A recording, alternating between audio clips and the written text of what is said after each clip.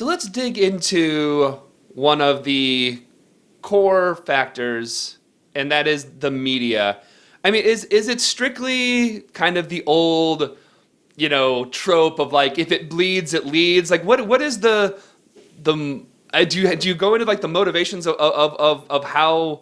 Let's get into like how much they actually they shaped the opinions and any type of motivations they might have. Yeah, sure.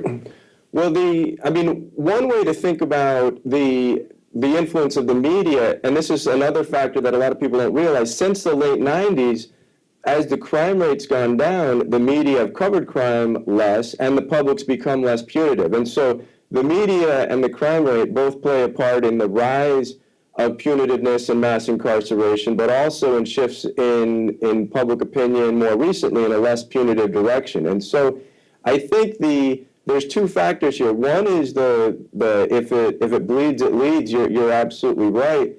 But the covering of the crime rate, each story is more likely to lead to a more punitive response. Now, that doesn't have to be the case, of course.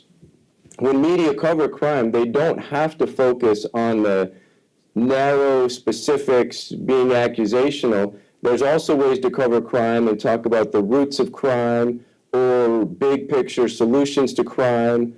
And so I think if media covered crime differently, we would see a different public response, but it doesn't mean media coverage would always leads to more punitive attitudes. That's where it links back to the crime rate. So if crime's going up, media coverage goes up, we see a more punitive public. Like I said, in recent years, the crime rate's gone down, we see less media coverage of crime, the public's become less punitive. But how could this change? If the crime rate goes up again, and media coverage covered crime differently, right, then it's possible that even an increase in crime wouldn't translate to a more punitive public. And that's where the specific type of reporting matters so much for public attitudes in the criminal justice system we have. Additionally, and kind of sticking in this sort of area, what is the problem with, you go into some detail about the problem with kind of like Gallup polling when it comes to questions, when they ask people, what's the most important issue facing the country today? What is actually the problem, the inherent problem with polling questions like that when it comes to incarceration?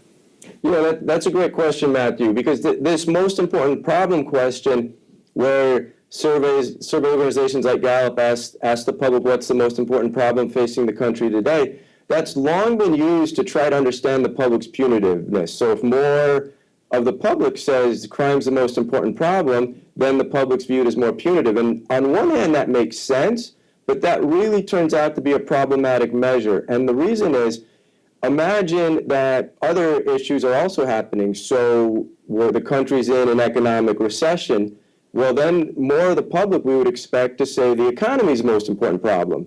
Or there's issues internationally. So international affairs or the prospect of war could be the most important problem.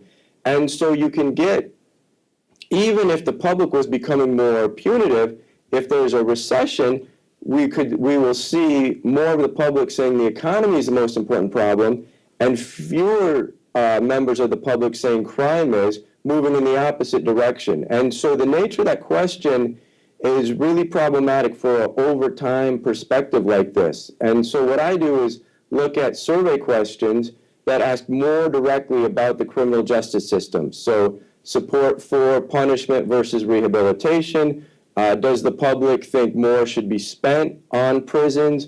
Public support for the death penalty. So what I try to do is get around the issues I mentioned with the most important problem question and look directly to questions that really, I argue, measure punitiveness in a more direct fashion.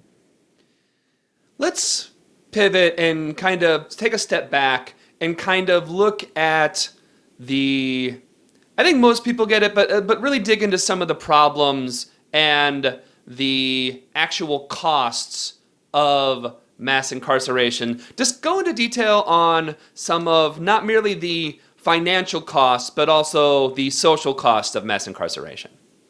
Sure. The social costs are really quite significant. And so there's social costs. We could think of them in a more narrow sense and in a larger sense. So starting narrowly, obviously those incarcerated, when they're released, are going to have a more difficult time finding employment and opportunities. And so that's often that's a well understood phenomenon, but that's often where the attention stops. But we've got to remember that there's families involved. And so if there's a member of the family incarcerated, or even after that person's released, can't find the job, that affects that family. Well, incarceration tends to be concentrated in lower income neighborhoods, often urban neighborhoods. So then the community is also going to face similar problems. There's health concerns associated with incarceration. So both,